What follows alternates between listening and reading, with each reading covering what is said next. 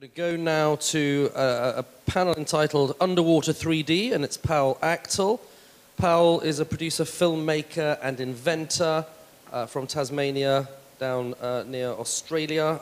He's produced films for cinema and for TV. He's the guy with his partner Melody who have the lovely looking film Sea of Love that you saw in films in development or projects in production.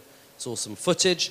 And Pawel's the inventor of that system, the underwater 3D system that you saw over there, and he's going to tell us about that. He's going to tell us about underwater in general, optics in general, and has some novel solutions for some of the problems that you have when filming underwater through glass additional to the glass on the lens. So, ladies and gentlemen, Pawel Achtel. Thank you, Phil. Good afternoon, everyone. Thank you for taking time to come today. My name is Pawel Achtel. I've been filming underwater for nearly 20 years. I have an engineering background, specializing in optics. I have passion for optics.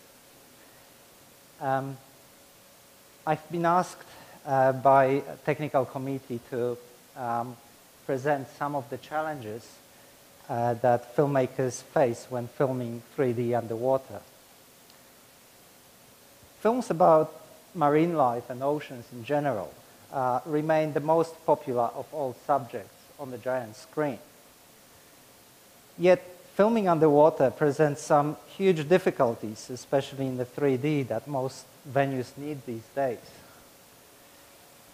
There are some obvious challenges, as I have summarized on this slide. However, today I'm going to speak about some less known, but even more important problems. What we're going to talk about today is trying to evaluate some options that filmmakers have available when filming for giant screen. So we'll have a look at the simplest solution, a flat port, and we'll try to work out what sort of optical performance we can achieve from that setup. We'll have a look at a dome port, and finally we will have a look at submersible lenses. Submersible lenses are lenses specifically designed for taking sharp images underwater. They don't work on land at all. You can't focus them on land. They just specifically made for underwater.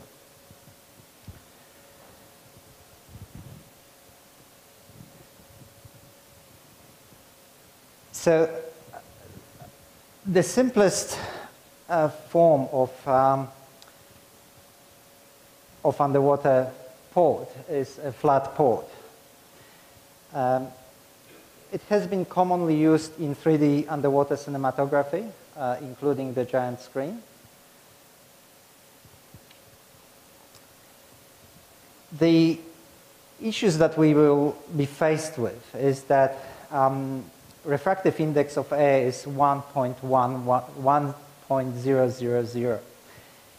However, refractive index of water is about 1.33.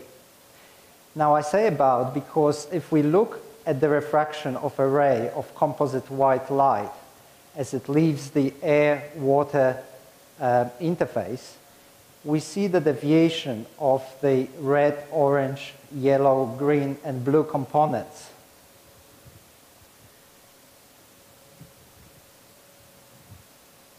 This phenomenon is called a light dispersion and is responsible for image chromatic aberrations. If you look away from the center of the frame, you can see that things look a little bit fuzzy and they have those rainbow-colored edges. We can see there's something wrong with this picture also. It's distorted.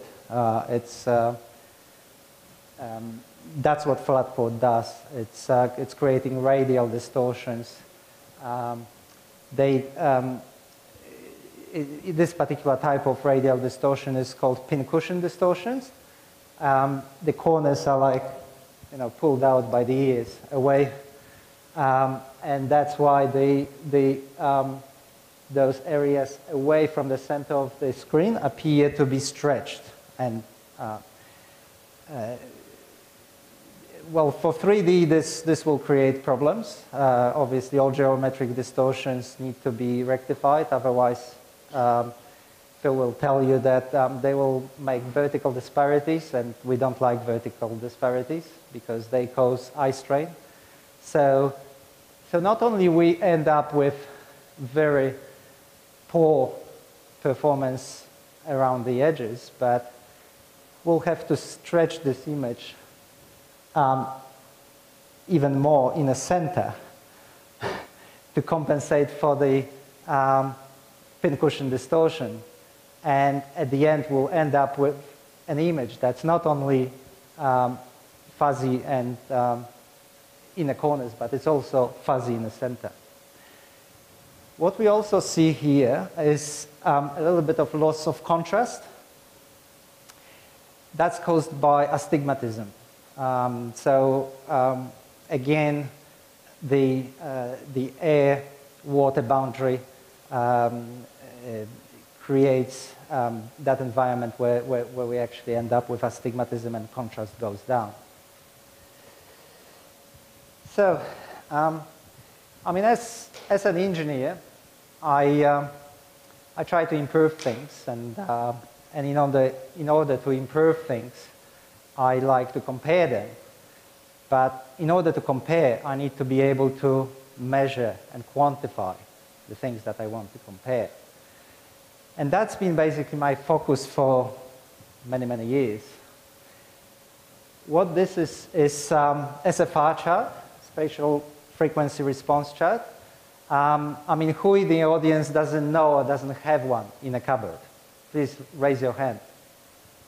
Oh, 3 people? Yeah, everyone else knows and has one. Well, we'll talk about it. What those people that don't have one will explain what you've been missing on. But essentially, it's a white sheet of paper with slanted black rectangles. Now, what that chart does, it's very simple. In the past, we used to use zone charts, and if you ask me, I would look at the zone chart, and I would say, oh yeah, this image, yeah, it's about 2K. And Phil would come and he said, what are you talking about? I can only see 1.5K on this chart. So it's very subjective. Now, because this chart is so simple, what we're looking here at is the edges. There's lots of little edges. The reason they slanted is because we don't want them to end up on a pixel boundary. But what we're looking at is the distance, the number of pixels that it takes to transition from black to white.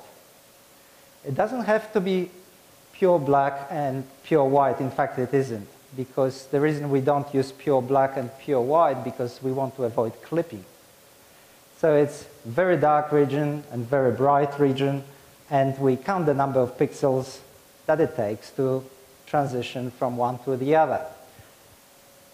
The Nyquist theory tells us that distance is at best 2 pixels, so that's our benchmark.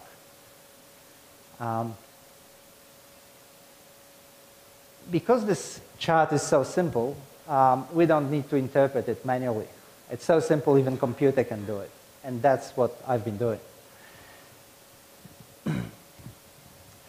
So this is an SFR chart taken through a flat port underwater. We can immediately see our geometric distortions. The straight lines are no longer straight. And you can see it's relatively sharp, although contrast is low. In the middle of the image, but the rectangles become more fuzzy as we move away from the center of the frame.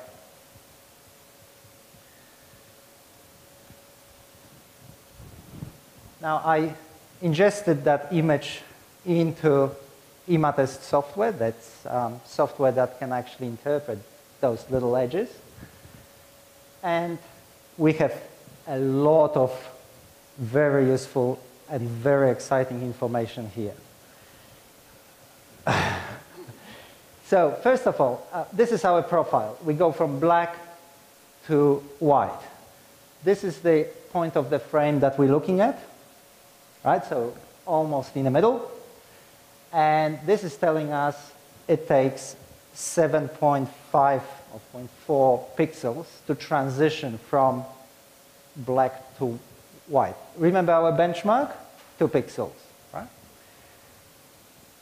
So that tells us that, you know, at a glance, how sharp or soft our edges will be. This is the magnification of our region of interest, so we know what we're looking at. Now, this is something that's very industry standard.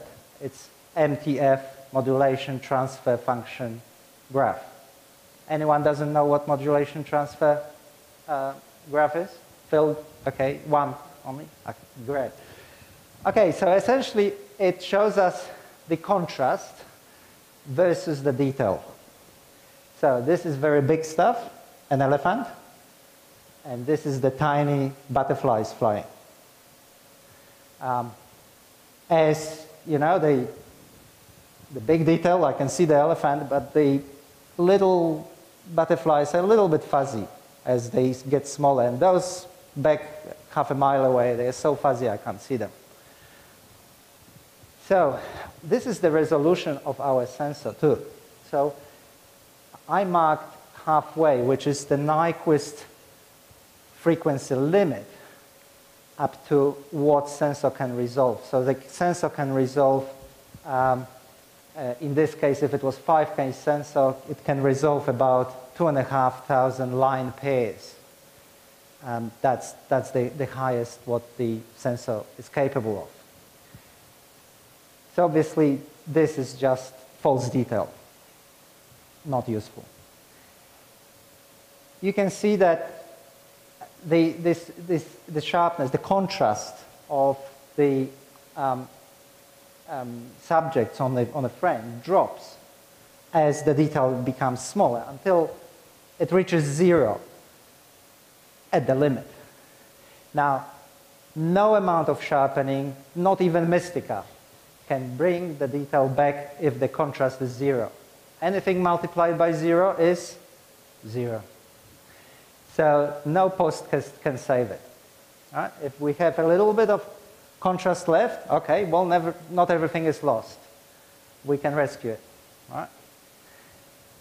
Obviously, what we would like to see is like big, fat chart, right? Lots of nice contrast, even small details we can see clearly. That's ideal. So this is what I do. I look at the MTF chart a lot. In fact, I have 100 lenses and I profile them all, not in just one point in a frame, in many points of the frame. This is very useful chart. Shows us chromatic aberrations. So essentially, it's similar to the first one. It shows how we go from black to white, but in every color channel. So we can see whether the red, green, and blue align or whether they are shifted from each other. Okay, we move away from the center. We still look at the. We're still looking at the action area. So midway between center and the edge. You can see the transition takes now 11 pixels, so it's quite substantial. But what's happening here? Whoa, we reached 0. We reached 0 at about 1/3 of what sensor is capable of. What does that mean? It means that our optics cannot resolve as much as the sensor. Right? It's limiting the image quality. And again, this detail cannot be retrieved. No amount of sharpening can save it because the contrast is 0. So can't sharpen it, can't align it. And what's happening with chromatic aberrations, it's nearly 10 pixels. Well, some of it can be brought together with Mystica or other editing software. But again, you know, the actual detail won't be there. So let's go to almost to the edge of the frame. I mean, we don't want to look right at the edge, but sort of still, if we have nice expansive vista, we still would like to see that expansive view, reasonably sharp. So, like coral reef, for example, or big school of fish. Now, the transition takes 17.5 pixels. So that's, you know, remember our benchmark, 2 pixels, theoretical limit. Now it's 17.5 pixels. That's the one-to-one crop. But let's have a look at NTF chart. That's my favorite. We're resolving about 1/5 of what sensor 5K sensor is capable of. What does that mean? That means that we are no better off than shooting with 1K camera. Because it doesn't matter how much resolution the camera can capture. It doesn't matter if it's 1570 or Red or Canon or whatever. Even before we get to the lens, that air-water interface is going to throw all that detail away. And again, no sharpening can rescue it. Chromatic aberrations, 17.5 pixels. So we have very nice rainbow-colored edges. So in summary, a flat port is the simplest way to adapt terrestrial lens to underwater. We just take a flat piece of glass and that's it. But it produces significant aberrations, astigmatism. We cannot achieve wide-angle shots because water refraction causes magnification. So even if we use a very wide-angle lens, it's going to be only a normal lens. And the wider we go, the more distortions and chromatic aberrations we get. So we can only use flat ports with relatively narrow angles. And as my predecessors mentioned, if we use long lenses, we get cardboarding in 3D. Right? So, so for 3D, it's not such a good idea. Again, pincushion distortions, well, geometric distortions can be corrected, but if they are pincushion distortions, we lose resolution in the middle as we correct them. Through the testing, I identified that we, at about high definition limit at about 30-degree angle. So anything wider, the quality is going to go down. So let's have a look at alternative, which is a dome port. Dome ports do not create significant distortions. They preserve angle of view. They also do not create chromatic aberrations, at least up to about 90 degrees of angle of view. So far so good. They're very good with wide-angle lenses. They have a couple of problems. One to do with 3D. They're large. What does that mean? We can't put two side by side because the interaction distance would be at least a foot, probably more, which is way more than we would like it to be for most subjects. Also, dome ports have one optical artifact that I would like to mention. They create so-called image plane curvature. What does that mean? Well, if you imagine most lenses are designed to project flat image on a flat surface. Most sensors are flat. Last time I tried to bend the sensor, it didn't work so well. But what dome ports do, they project a virtual image just in front of the frame, which is not flat. It's actually curved. So what we end up is image that's projected on a surface that's curved. That's where the sharp image is projected. So if we take little 2/3" sensor with my dome port, all right, sharp images on the surface of my orange, and this is our sensor. You can see that the image will be a little bit blurry in the corners, just a little bit, because I have small sensor. But hey, there's a new camera in town. It's called Red, and it's got big sensor. What happens? I got now 6K camera instead of high definition camera, but my images look even softer. This is because the image is larger. And you can see that where the image is projected sharp, it's far, far away from the sensor.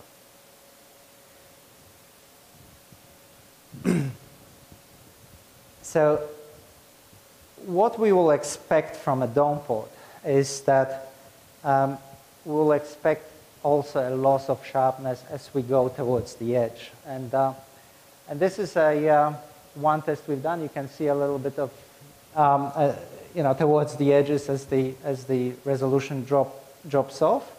This is a crop of corner crop, so you can see a little better pixel for pixel. And this image looks razor sharp. I used master prime lens, everything calibrated, multiple takes, chose always the best one. And, so let's summarize the dome ports. No geometric distortions, no image magnifications, so we can get wide shots that we're looking for. Chromatic aberrations are relatively small. Performs well to about 90 degrees diagonal angle. If we exceed that, the quality starts to drop dramatically. Causes image plane curvature. So again, the sharp plane is no longer flat, it's curved. Loss of contrast and definition around the edges. Doesn't perform very well at wide apertures. You would be stopping down the lens to f8 to get reasonable performance, which means in underwater we need a lot of light, and that has to be taken into consideration. This is an interesting point. So dome port produces a virtual image just inches in front of the dome. And our lens has to focus on that virtual image, not on the real image. It's actually, the image is just in front of the dome. But most wide-angle lenses are not optimized for that. They are optimized for beautiful vistas. And actually their performance is optimized for 20 feet away. Very few, I personally don't know of any lens that performs well at 10 inches away or even less from the lens. I tested master primes, I tested Leicas, and they all fall apart. But I think for 3D, other than conversion, this port is very limited. So some productions use those dome ports for 3D productions. They would shoot 2D with single camera and will convert. However, there's always devil in the detail. When we convert from 2D to 3D, most algorithms require, well, all of the algorithms that I know require depth map, which is essentially a grayscale image that says, well, this detail is at that depth and the other detail is at another depth. However, underwater doesn't lend itself to such mapping.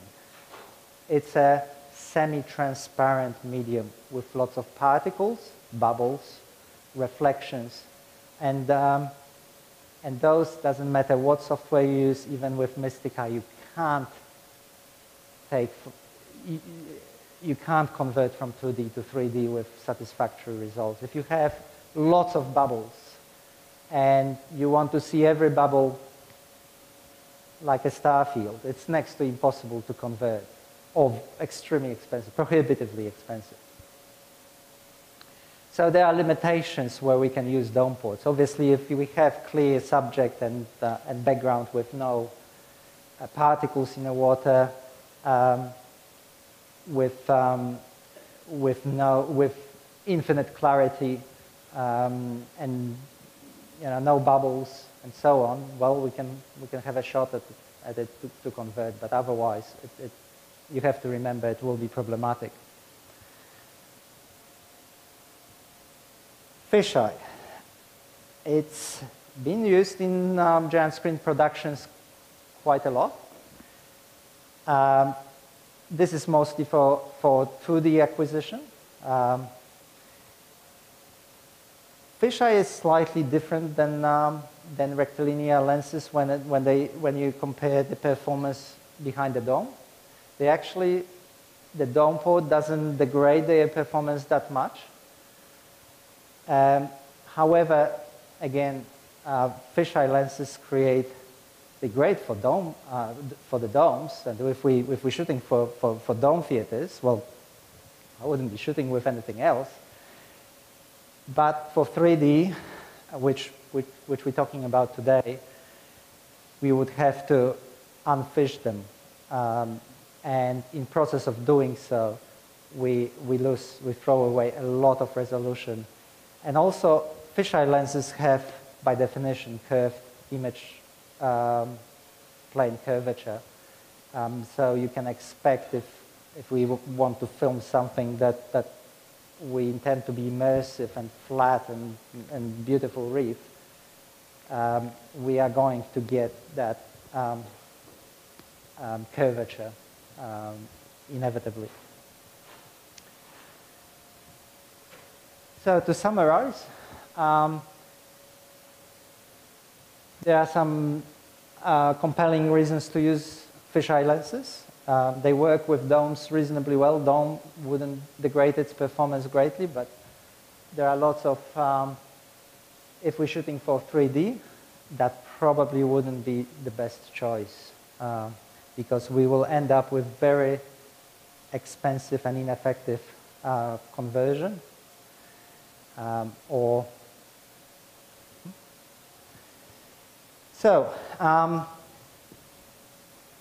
The final solution I wanted to mention is submersible lenses. They're designed to take sharp pictures underwater. There's only one company that used to make them. It was Nikon. So we'll be talking about Nikonos lenses. And let's have a look at the center performance. So that's in the middle. Well, the MTF chart is off the charts, really. It's very fat graph. There's been a little bit of sharpening added, I admit. I managed to cheat the physics, 1.4 pixels transition, which is actually more than Nyquist limit. And we have actually methods to sub-pixel sample and without artifacts. But pretty much zero chromatic aberrations. Now, this is corner performance. Again, the glass outperforms the sensor. In fact, Nikonos lenses are capable of out-resolving 6K sensor at every point of the frame at all apertures. Please find me a terrestrial lens that can do that. Maybe there's a couple, I don't know.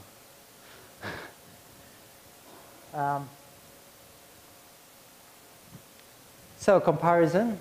That's corner sharpness, flat port. Our MTF chart reaches 0 at approximately 1/10 of what the sensor is capable to resolve. That's the corner sharpness.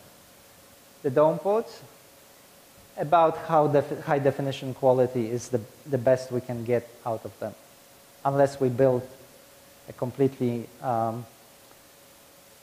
impractical dome. And the submersible lens can out-resolve the sensor quite easily. Visually, how does it look? So those are the corner crops. You can see a little bit of astigmatism here. Reasonably sharp dome port and Nikonos lens. That's the action area halfway between center and the edge.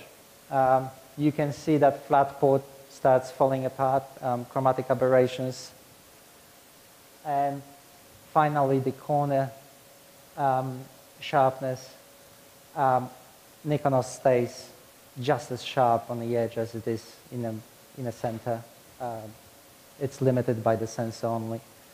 And flat port exhibits quite noticeable aberrations. So I measured hundreds and hundreds of lenses at all apertures, in all parts of the frame, profile almost every lens that we have. We match them for 3D and so on. So this is approximately a rule of thumb numbers that is a takeaway. You would be hard-pressed to get better numbers than those. This is probably your best scenario. Most systems would probably even perform slightly below those numbers. This is Nikonos lens. This is submersible lens designed to take sharp images underwater. Fisheye can produce sharp images. I know Greg McGilvray often uses fisheye for 2D, and that seems to perform reasonably well behind the dome. The problems that you're facing are in the 3D pipeline. If you're shooting for dome, I wouldn't use anything else. If you're shooting for 3D, I would think about it.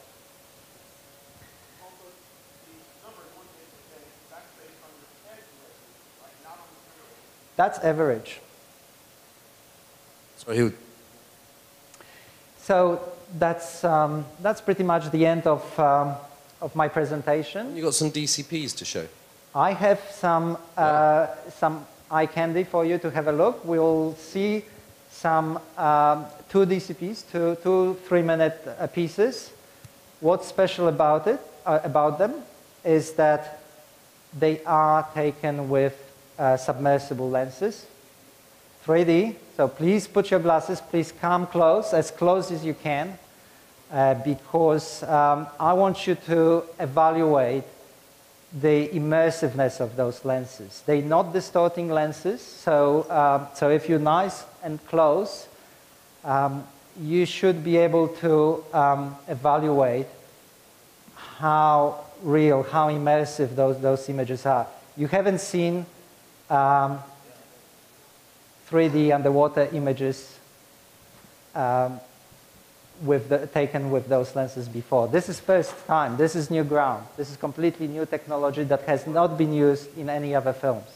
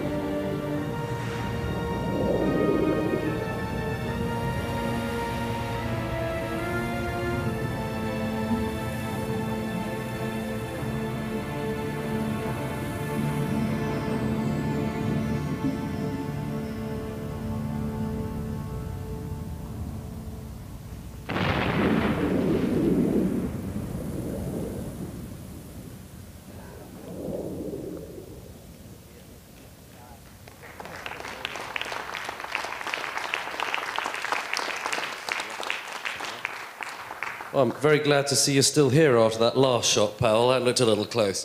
Thank you. That's it from me. Thank you so much, Pawel. I'm sure he's available for questions with Melody afterwards. That's the rig, his new rig over there. That is an underwater mirror rig with the lenses and the mirror outside the two housings for the individual cameras. And I'm certainly very interested in seeing what that looks like. I'm now going to hand over to Martin because we have one more session.